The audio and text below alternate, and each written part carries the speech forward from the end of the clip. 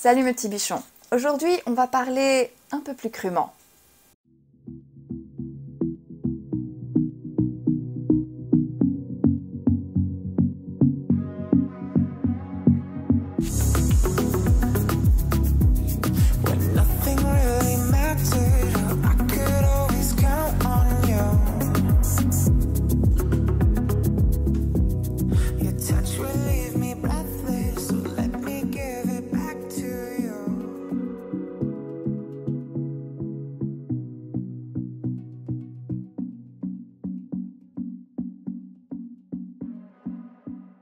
Salut mes petits bichons, j'espère qu'aujourd'hui ça va. Alors aujourd'hui je vous parle de ma chambre et je pense que ça va être comme ça pendant quelques temps parce que même si je peux me rendre au bureau, j'ai un plâtre aux pieds. J'ai un plâtre aux pieds pour les 4 prochaines semaines et j'avais même décidé que ça allait être l'occasion pour moi de lancer un nouveau format ou peut-être de reprendre un format que j'avais déjà fait il y a quelques années sans vraiment le poursuivre. Ceux qui sont sur cette chaîne depuis longtemps le savent, je me suis longtemps cherchée, je traîne toujours dans les mêmes milieux et dans le même sujet, c'est juste que je cherche plusieurs formats qui puissent être intéressants. Et en fait, j'ai décidé d'essayer de mettre en place un format vlog. Donc j'ai acheté justement tout le nécessaire pour ça, sachant que justement je suis cloîtrée chez moi et je suis cloîtrée dans ma chambre pour une certaine période, autant essayer. Et en fait aujourd'hui, ce format vlog ou ce format un peu update de vie, il va être un petit peu plus risqué que ceux que j'ai fait jusqu'ici parce que d'habitude, je vous parle de mes problèmes une fois qu'ils sont réglés. Je vous parle de mes problèmes ou je vous parle de ce qui est en train de se passer dans ma vie une fois que c'est terminé. C'est-à-dire la plupart du temps, une fois que j'ai tiré une vraie leçon de ces enseignements, de ce que j'ai vécu et donc que je suis en mesure de vous donner une leçon. Et cette fois-ci, j'ai décidé de prendre un peu plus de risques en vous parlant avec un délai un peu plus court de ce qui se passe dans ma vie.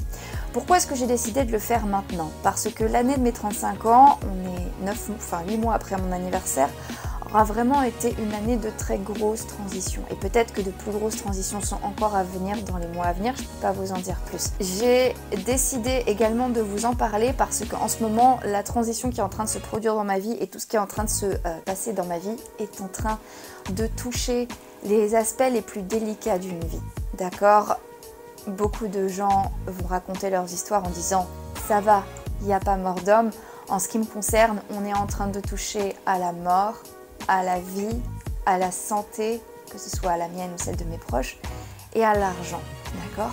Ce sont des périodes de la vie où, en général, chaque problème pris individuellement peut se régler ou peut se gérer ou se vit. Cette année a été particulièrement compliquée pour moi parce que tout est arrivé en même temps. Il y a pas mal de choses que je ne vais malheureusement pas pouvoir vous raconter, mais dans les grandes lignes, et on va essayer de faire dans l'ordre. Et on va commencer par, paradoxalement peut-être le plus simple, cette beauté mes amis. Oui, alors, pourquoi est-ce que j'ai un pied dans le plâtre? Ne me plaignez pas trop fort, m'avez assez régulièrement entendu dire que ma cheville était un problème et que « Ah, je peux retourner courir, ah non, je dois soigner ma cheville, ah non, je dois retourner courir, ah non, je dois soigner ma cheville ». Et en fait, j'ai décidé une fois pour toutes de régler ce problème comme il le fallait, c'est-à-dire en allant faire une punaise d'IRM, on va essayer de rester poli, j'en ai marre d'être démonétisée. Et donc j'avais décidé de faire une IRM finalement pour voir ce qui se passait dans ma cheville et j'ai eu une très mauvaise surprise parce que le vendredi, le personnel qui me fait mon IRM check en fait les premières images de l'IRM et me disent, je cite, ouvrez les guillemets, ah bah non mais là il n'y a pas de problème, enfin a priori je regarde là les photos, a priori il n'y a rien de grave, rien qui mérite une immobilisation, non a priori il n'y a rien de grave, on voit pas c'est quoi le problème.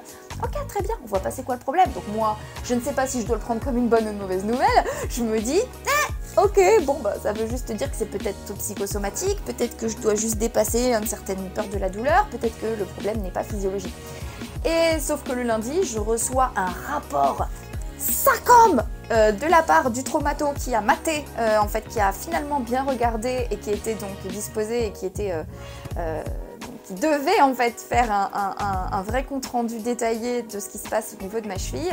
Et l'IRM était sans appel, il fallait mobiliser. Donc j'ai renvoyé les résultats à mon médecin qui m'a dit bon bah va falloir poser un plâtre. Donc on va résumer, je n'ai pas particulièrement mal à ma cheville. Pourquoi? Bah parce que je fais très attention, j'évite de courir, etc.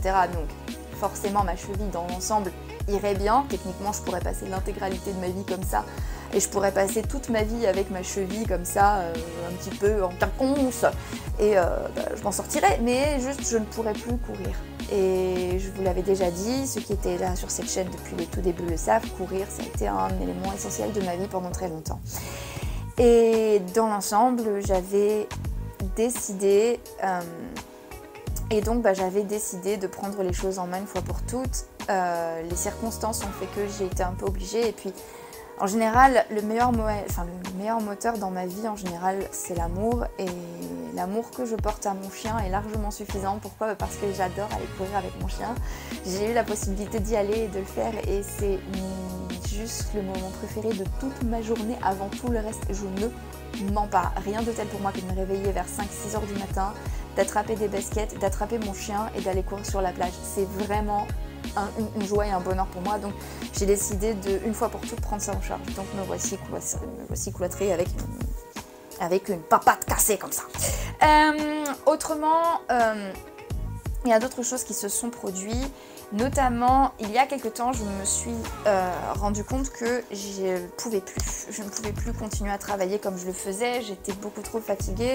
Ma meilleure amie me dit assez régulièrement qu'il faut que je fasse attention parce que je suis à ça du burn-out à chaque fois. Et je veux bien la croire dans une certaine mesure. Et c'est vrai que j'ai toujours été sur le fil à faire beaucoup de choses, à beaucoup travailler, à toujours avoir beaucoup de choses qui se passent dans ma vie, à être toujours comme ça dans cette espèce de qui-vive sur le plan pro notamment. À toujours essayer de trouver des solutions, à toujours essayer d'améliorer la situation, à toujours essayer de mieux travailler, à toujours essayer d'être une meilleure coach, à toujours essayer d'être meilleure sur YouTube, à toujours essayer d'améliorer tout ce que je peux faire.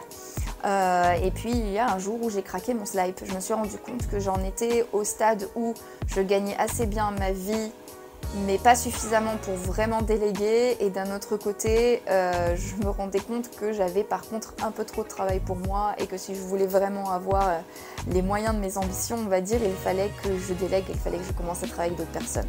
Donc j'ai décidé de me monter, de me constituer une petite équipe avec laquelle travailler. Donc j'ai à présent une monteuse vidéo, une déléguée web marketing et une assistante. Donc les choses vont aller beaucoup plus simplement et beaucoup plus vite pour moi. Bien évidemment, il y a une petite période à faire pour mettre les choses en place et me sentir bien. C'est la première fois que je délègue à une équipe. J'ai déjà délégué et externalisé des petites choses en ce qui concerne mon entreprise, mais jamais à ce stade-là et jamais de manière vraiment pérenne.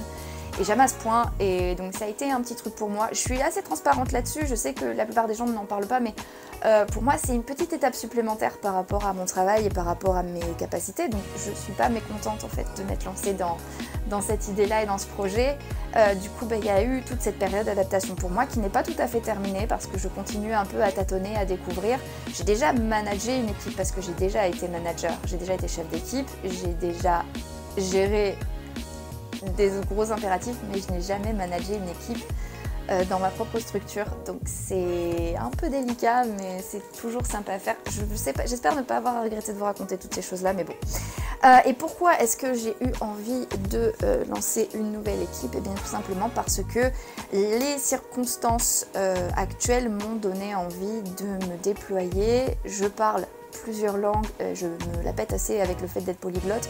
Donc j'ai décidé d'en faire quelque chose d'utile et donc de lancer ma chaîne YouTube en anglais que vous devriez peut-être trouver quelque part par là, quelque part en haut. Si je la mets pas en barre d'infos, et sinon elle sera dans tous les cas dans les informations nécessaires dans ma chaîne YouTube.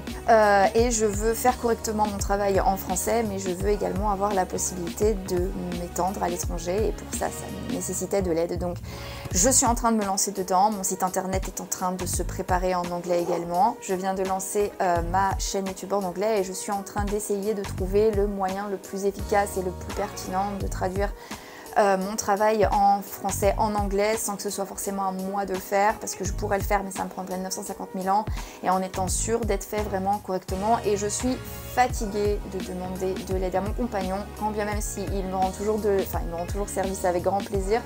C'est juste que le pauvre, il a lui aussi ses propres choses, parce que lui aussi a décidé de ne pas se contenter d'être salarié de son côté et donc de se lancer dans ses propres activités, ce qui est une très bonne chose. Mais forcément, à la maison, nous ne faisons que bosser et dormir. parce que nous travaillons tous les deux énormément. Il est en train d'entamer un chemin que j'ai moi-même entamé il y a une dizaine d'années, donc je sais à quel point c'est compliqué, c'est stressant et c'est long, mais je suis très fière de lui. Autre chose qui se passe, ma filleule va naître très bientôt et j'ai hâte, c'est juste que j'ai décidé de prendre ce rôle très au sérieux et donc d'être très impliquée dans la vie de cette petite, et dans la mesure où j'ai décidé d'être très impliquée dans la vie de cette petite, cela va impliquer que je sois là dès les premiers temps de la vie de cet enfant, et donc pendant peut-être quelques semaines je me consacre surtout en fait à l'arrivée de ce bébé qui est une grande joie pour ma petite famille de cœur, et on est très content.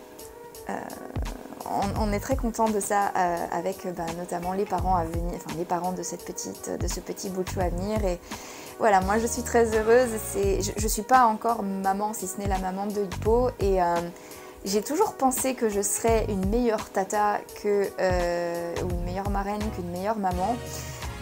Je pense que, je sais pas si je vous en parlerai un jour, mais j'ai un rapport assez compliqué à la maternité et à la perspective moi-même d'être maman.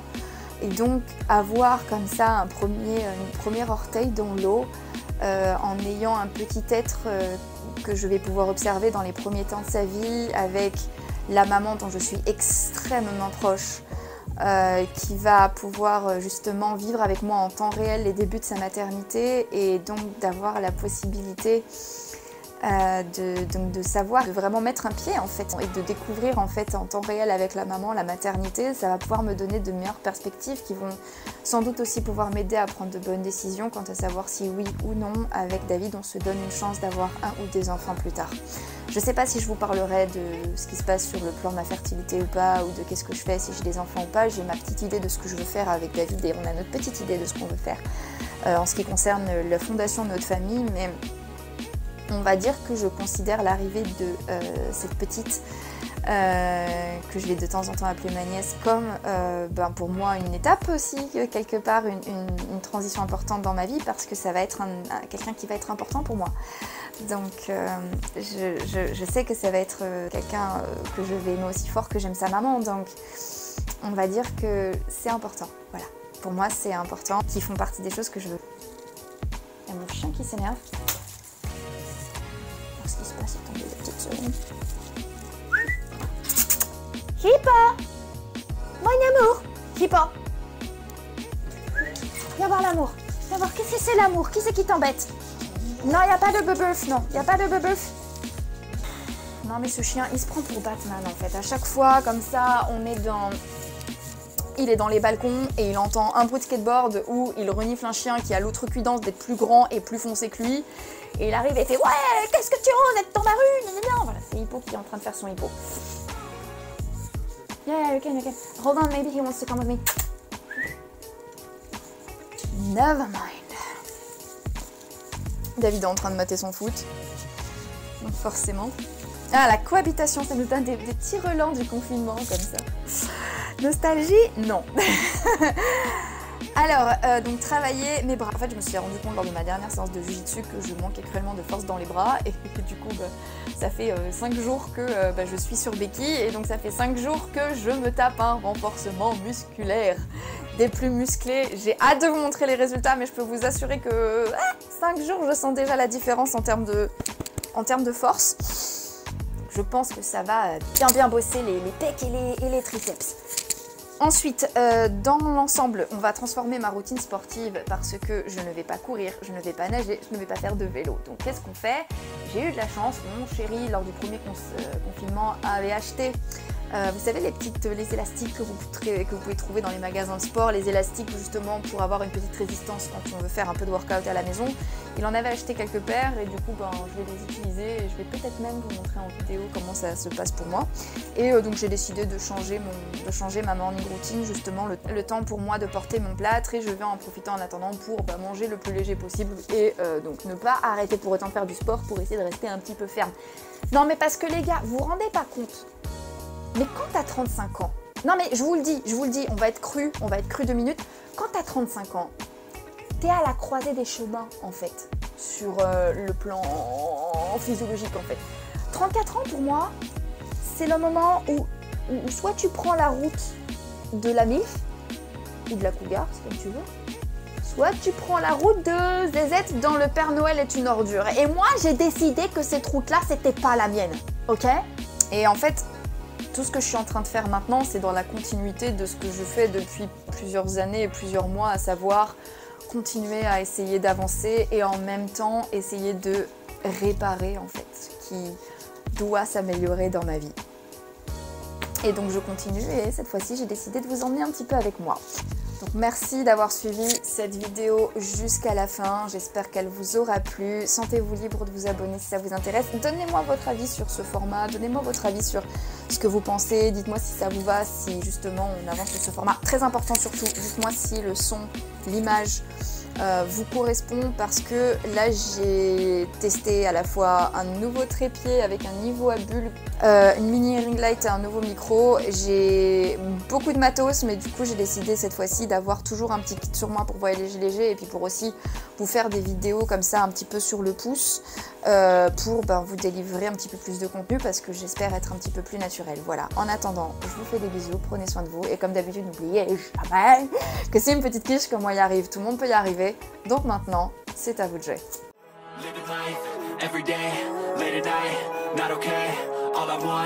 And I pray, all I need are some better days. Fuck me, I'm looking in the mirror, so foggy, but I've never seen clearer. I don't really think anyone can save me, and honestly I'm not really sure I want saving.